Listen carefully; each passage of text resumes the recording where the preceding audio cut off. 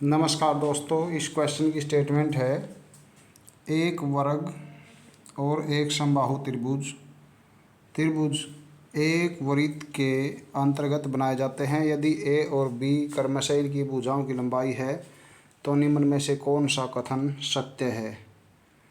तो जो ये क्वेश्चन है इसकी फिगर हम कैसे बनाएंगे, इसका चित्र कैसे बनाएंगे। जैसे यहाँ देखिए, ये इसके लिए फिगर बनाया गया है।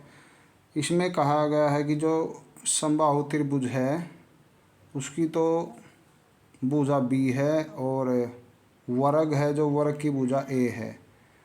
तो वर्ग की भुजा हम ए ले लेंगे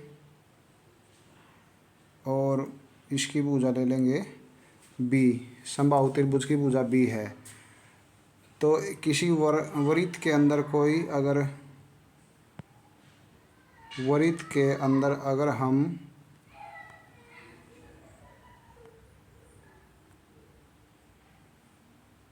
अब देखिए, यहाँ जो ये वृत्त का व्यास है, ये वृत्त का व्यास है, तो हमारा जो वर्ग है उसकी भुजा ए है और वृत्त की त्रिज्या को अगर हम आर मान लेते हैं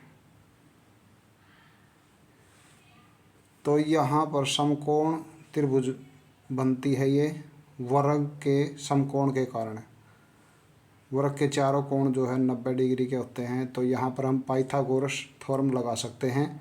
पाइथागोरस थ्योरम के अनुसार क्या हो सकता है, जो इस ट्रायंगल के अंदर इस ए का स्क्वायर किसके इक्वल हो सकता है, ए का स्क्वायर आधार का वर्ग और लंब का वर्ग दोनों, इस जो ये आर और आर दोनों को जोड़ के 2r बनेगा इस वृत्त का व्यास, इसके स्क्वायर के इक्वल हो जाएगा। तो हम देखते हैं कि 2a स्क्वायर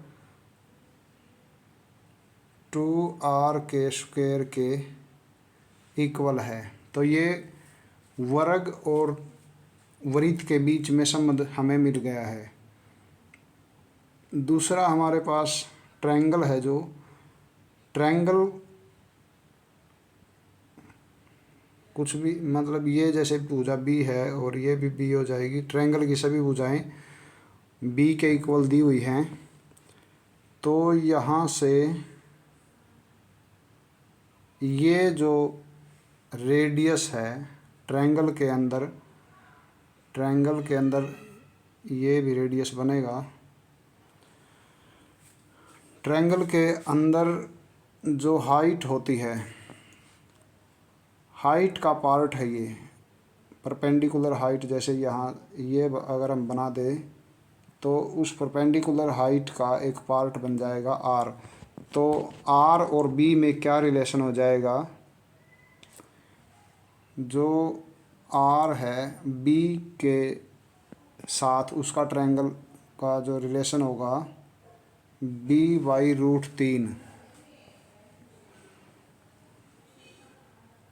ये आर और बी के बीच में रिलेशन बनता है। तो इसके अनुसार हम जो 2r की वैल्यू अगर निकालना चाहें, जैसे ये r है तो इसको हम 2r लिखना चाहें तो इधर हम 2b लिखना पड़ेगा, 2b/√3।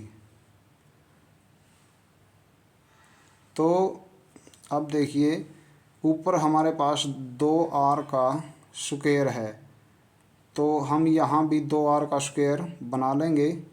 2r का स्क्वायर किसके इक्वल हो जाएगा, इनका भी स्क्वायर कर दीजिए, 2b/√3 के स्क्वायर के इक्वल हो जाएगा। यहाँ पर हमारा 2r का स्क्वायर की वैल्यू 2a स्क्वायर लिखी हुई है। तो 2r का जो स्क्वायर है उसकी जगह पे हम 2a स्क्वायर लिख लेंगे। 2a square is equal to, इसका स्क्वायर अगर हम करते हैं तो ये आ गया 4 बी स्क्वायर और नीचे आ गया 3। तो दोनों तरफ हम 2 से डिवाइड करेंगे। इस 3 को अगर हम लेफ़्ट साइड में लेके जाएं तो यहाँ आएगा 3a स्क्वायर और 4/2 बी स्क्वायर।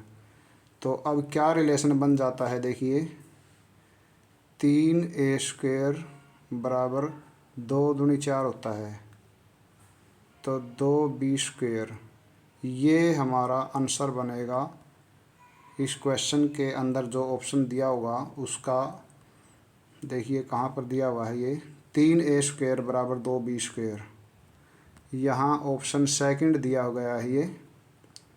तो इस क्वेश्चन का ये सही जवाब बन जाएगा ऑप्शन 2। धन्यवाद।